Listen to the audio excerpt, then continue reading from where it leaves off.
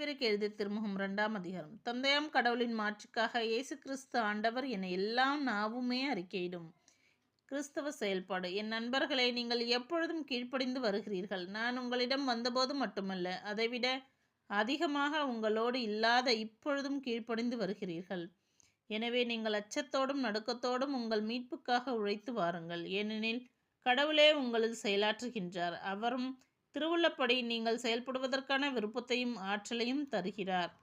முணுமுணுக்காமலும் வாதாடாமலும் யாவற்றையும் செய்யுங்கள். அப்பொழுதுதான் நீங்கள் நெறிக்கட்ட சீரழிந்த தலைமுறையினரிடையே குற்றமும் கபடும் மற்றவர்களாய் கடவுளின் மாசற்ற குழந்தைகள் என திகழ்வீர்கள். உலகில் ஒளிரும் சுடர்களாக துலங்குவீர்கள். கிறிஸ்துவின் நாளில் நான் பெருமையடையும் வகையில் வாழ்வின் வார்த்தையை பற்றி கொள்ளுங்கள். வீணாக நான் ஓடவில்லை, வெறுமனே நான் உழைக்கவில்லை என்பது அதனால் தெளிவாகும்.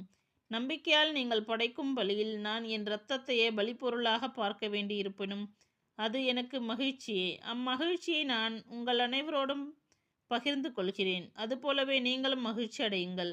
உங்கள் மகிழ்ச்சியை என்னோடு பகிர்ந்து கொள்ளுங்கள். திமோத்தேயு எப்பிப்ராத்து குறித்த திட்டம். திமோத்தேயுவின் தகைமை. ஆண்டவர் இயேசு அருள் கூர்ந்ததால் திமோத்தேயுவை உங்களிடம் விரைவில் அனுப்ப இயலும் என எதிர்பார்க்கிறேன்.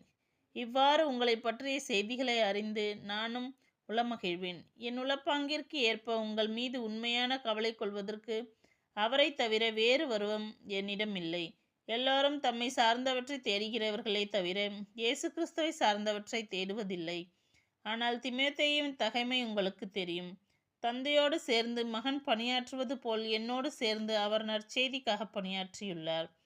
என் நிலைமை எப்படி இருக்கும் என தெரிந்தவுடன் அவரை உங்களிடம் அனுப்ப முடியும் என எதிர்பார்க்கிறேன்.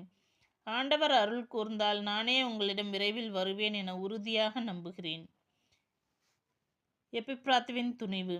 என் சகோதரரும் உடன் உழைப்பாளரும் உடன் போர் வீரருமான எப்பிப்ராத்துவை என் தேவைகளில் எனக்கு துணை செய்யும்படி நீங்கள் அனுப்பி வைத்தீர்கள். அவரை இப்பொழுது உங்களிடம் திரும்ப அனுப்புவது தேவை என கருதுகிறேன். ஏனெனில் அவர் உங்கள் எல்லாருக்காகவும் ஏக்கமாய் இருக்கிறார். குறிப்பாக அவர் உடல்நலம் குன்றியிருந்ததை பற்றி நீங்கள் கேள்விப்பட்டதை அறிந்து மனம் கலங்கியுள்ளார். அவர் உடல்நலம் குன்றி இறக்கும் நிலையில் இருந்தது உண்மையே. ஆனால் கடவுள் அவர் மேல் இரக்கம் கொண்டார். அவர் மேல் மட்டுமல்ல, துயரத்துக்கு மேல் துயரம் எனக்கு நேராதபடி என் மேலும் இரக்கம் கொண்டார். அவரை மிக விரைவில் அனுப்பி வைக்கிறேன். நீங்கள் அவரை மீண்டும் பார்ப்பதால் மகிழ்ச்சி அடைவீர்கள். நானும் துயரின்றி இருப்பேன். எனவே முழு மகிழ்ச்சியோடு ஆண்டவர் பெயரால் அவரை ஏற்றுக்கொள்ளுங்கள். இத்தகையோருக்கு நீங்கள் மதிப்பு கொடுக்க வேண்டும். ஏனெனில் நீங்கள் எனக்கு ஊழியம் புரிய இயலாமற் போன குறையை நீக்க அவர் தம் உயிர்